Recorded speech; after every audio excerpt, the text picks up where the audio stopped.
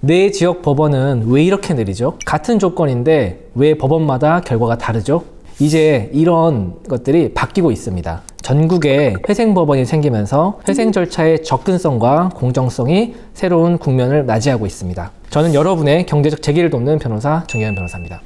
이전에는 어떻게 이루어졌었나요? 지방에서는? 보통은 지방법원이 관할을 맡고 있고요. 지방법원의 파산부가 사건을 진행을 했었습니다. 그러다 보니까 일반 회생법원보다는 인력도 좀 부족하고 전문성도 부족하고 자체 파산부의 재량도 부족하기 때문에 절차가 지연된다거나 조건이 좀 더 까다로워진다거나 이런 문제가 좀 있었던 건 사실이죠. 그런 의미에서 이제 틀을 나눠보면은 지방법원은 그 지역에 있는 모든 법률에 대한 적용과 해석을 관장하는 곳이에요. 그러다 보니까 조금 더 엄격하겠죠. 반면에 회생법원은 채무자의 재기를 돕는 게 목적인 법원입니다. 그리고 그 법원 안에 있는 판사들은 최대한 채무자의 편을 들려고 노력을 하겠죠. 그러다 보니까 말씀드린 것처럼 지방법원 내에 있는 파산부와 회생법원의 기본적인 관점의 차이가 생기는 겁니다. 그리고 또 말씀드리고 싶은 게 있는데 많이 질문해 주시는 것 중에서 왜 이 법원은 다릅니까? 우리 법원은 그렇지 않습니다. 우리 뭐 법원 내규에 의하면 기각됩니다. 이런 질문 많이 해주시거든요. 근데 그런 이유가 있는 게 법원을 좀 살펴봐야 돼요. 판사들은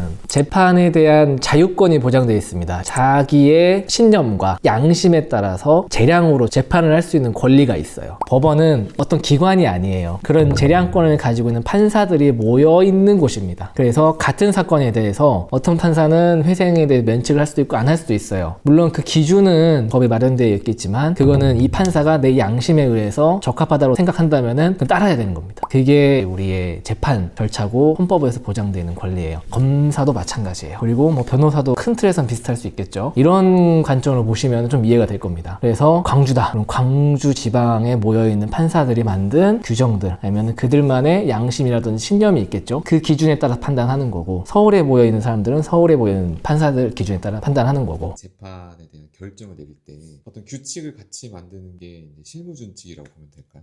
네, 맞습니다. 실무준칙이 법원마다 따로 있죠. 지방법원 파산부 같은 경우는 실무준칙이 없는 경우도 있습니다. 내부의 직원들과 판사님들이 공유하는 무언가가 있고 외부로 공시되는 게 없는 경우도 있어요. 그런 차이 때문에 발생하지 않을까. 물론 이건 문제가 있다고 봐요, 저도. 사는 지역에 따라서 누구는 면책이 되고 누구는 안 되고 이걸 저희가 법적 안정성이라고 그러거든요. 내가 이 행위를 했을 경우에 어떤 법률적 제재를 받는다, 법률적 이득을 얻는다 라는 거를 예측 가능하도록 만들어줘야 되는데 너무나 법관 개인의 재량 아니면은 법원의 재량에 집중하게 되면은 그런 법적 안정성이나 예측 가능성이 무너질 수 있습니다. 그 부분에 대해서는 어느 정도 제도의 개선이 있어야 되지 않을까라고 개인적으로 생각하고 있습니다. 회생법원이 생겼다라고 하는 건 회생에 관한, 파산에 관한 시스템이 생겼다라고도 볼 수 있을까요? 그럼요. 네. 2026년 3월에 대구 회생법원이 생길 거고 광주 회생법원이 생기고 대전 회생법원이 생길 건데 이 전의 사례를 좀 비교해가지고 보시면 될 것 같아요. 전에는 수원 회생법원과 부산 회생법원이 생겼고 그 전에는 서울 회생법원이 있었잖아요. 그러면은 이 회생법원이 생기면은 그 근처 지방법원의 회생 사건을 전부 다 도맡아서 할 수 있습니다. 만약에 내가 전주에 산다 그러면 전주 지방법원 내에 회생 신청을 해야 되는데 광주 회생법원이 생기면은 전주 지방법원과 광주 회생법원 두 개를 선택할 수 있습니다. 그러면 광주 회생법원은 채무자의 재기를 돕는 목적으로 생긴 법원이잖아요. 그래서 많은 사건이 모이고 채무자한테 친화적인 직원들과 판사들이 모여 있고 더 결과가 좋게 나오고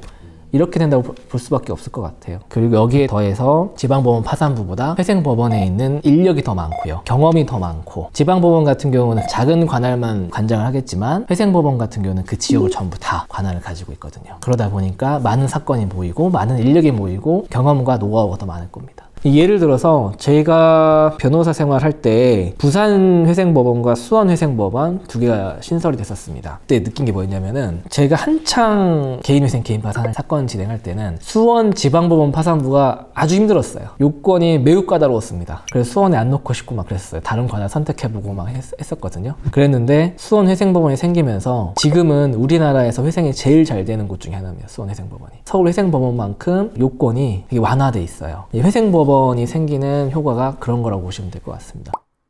결국에는 필요성 때문에 그러는 거죠. 사건이 많아지고 지방법원 파산부만으로 그 사건들을 처리하기에는 불가능하다라고 판단되기 때문에 확장하는 겁니다. 하나의 부서를 따로 떼고 회생법원이 생기고 회생법원 법원장이 생겨서 회생파산 사건만을 도맡아가지고 처리하는 거예요. 그러면은 회생파산만을 위한 시스템을 개선한다든지 정부 지원을 받는다든지 이런 게 훨씬 더 유리해지겠죠. 실제로 서울회생법원하고 수원회생법원 같은 경우는 절차가 6개월 만에 끝나요. 근데 지방법원은 사건에 따라서는 1년 동안 진행이 안 되는 사건도 꽤 있습니다.